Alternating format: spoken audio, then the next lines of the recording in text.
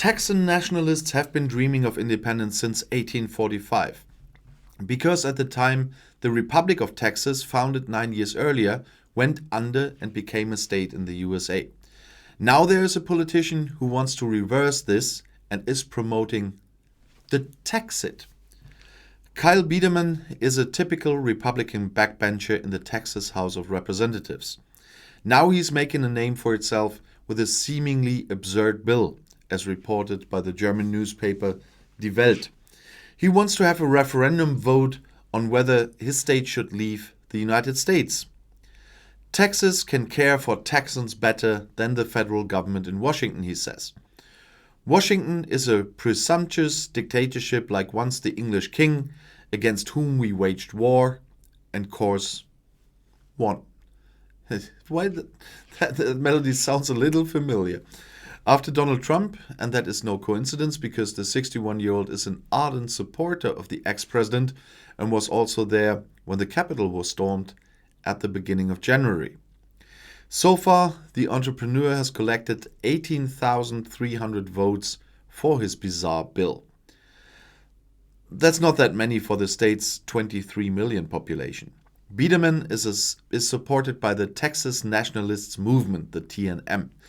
We would win a referendum by a huge margin, says its boss Daniel Miller, with certainty. Internal surveys clearly showed that. And finally, at the beginning, no one believed in Brexit. That means Great Britain's exit from the EU, or Donald Trump's ideas. All the polls were wrong.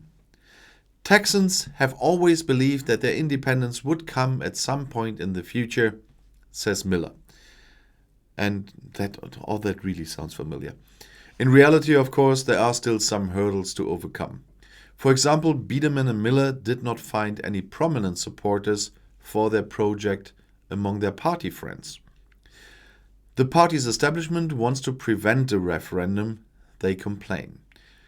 Either you give us a referendum on Texit 2021 or we will give you a referendum on yourself in the 2022 Republican primaries, threatens Miller.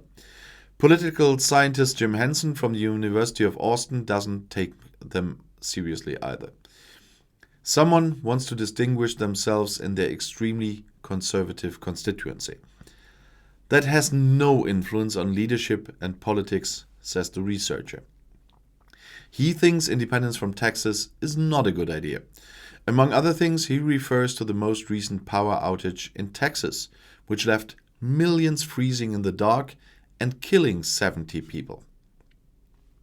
Texas is the only US state to have a self-sufficient power grid. You saw where such independence leads. And if you want to stay informed, please subscribe to my channel. Auf Wiedersehen.